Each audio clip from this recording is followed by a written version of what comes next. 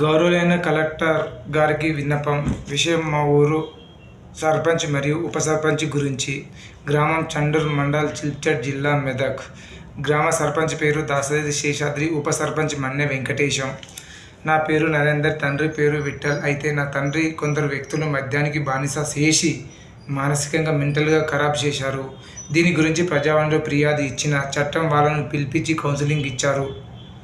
తర్వాత నా తండ్రి అనారోగ్యం గురించి, అంటే నా తండ్రి లివర్ 75% ఖరాబ్ అయింది మరియు మద్యం తాగడం మానేలా మానసిక కేంద్రానికి, రిహాబ్ సెంటర్కి పంపించమని ప్రజావాణిలో ఫిర్యాదు ఇచ్చిన ప్రజావాణి నుండి నాకు వెంటనే ఒక రిసిప్ట్ ఇచ్చారు. అందులో వెంటనే మెంటల్ హాస్పిటల్ పంపించమని ఆర్డర్ ఇచ్చారు కలెక్టర్ మేడం గారు. DWO సెక్షన్కు అప్పగించారు. అధికారులు మా ఊరికి వచ్చి ఎంక్వైరీ చేస్తే సర్పంచ్ మరియు ఉప సర్పంచ్ మరియు ఇంతకుముందు ఇచ్చిన ఫిర్యాదులో ఉన్న 7 వ్యక్తులు ఏం ప్రాబ్లం లేదని రాసి సంతకాలు పెట్టి మానసిక ఆరోగ్య కేంద్రానికి పంపివ్వకుండా చేశారు.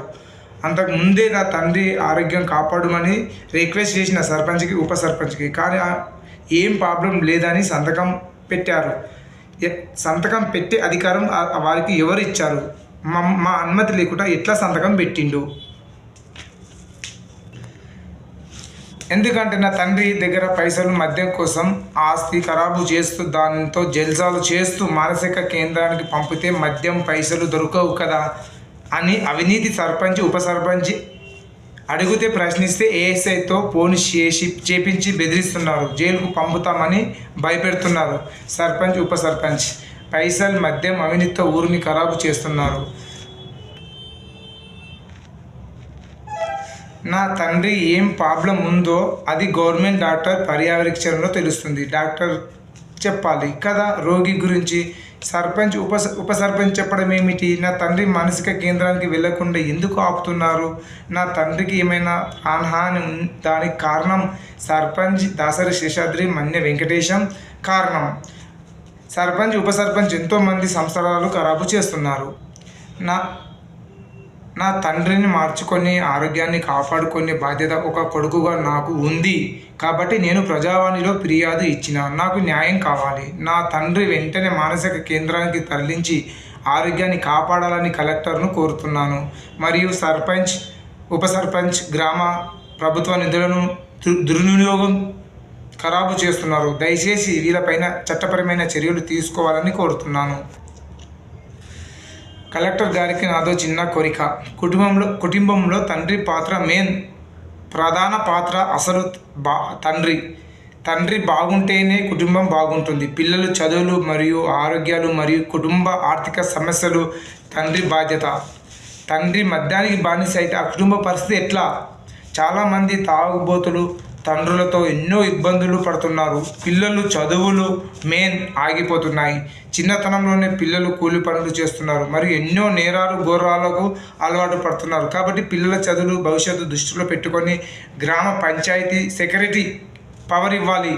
సెక్రటరీ ఊరిలో ఎంక్వైరీ చేసి మద్యానికి బానిస అయిన మనుషులను, కుటుంబం ఇబ్బందులు పెడుతున్న మనుషులను వెంటనే మానసిక కేంద్రానికి తరలించి ట్రీట్మెంట్ ఇప్పించగలరని కలెక్టర్ను ఈ పద్ధతి అమలు చేయాలని కోరుతున్నాను. అప్పుడే పిల్లల చదువులు, భవిష్యత్ ఆగిపోకుండా వాళ్ళ భవిష్యత్ ఒక దారిలో నడుస్తుంది. మద్యానికి బానిస అయిన తండ్రుల వల్ల పిల్లలకు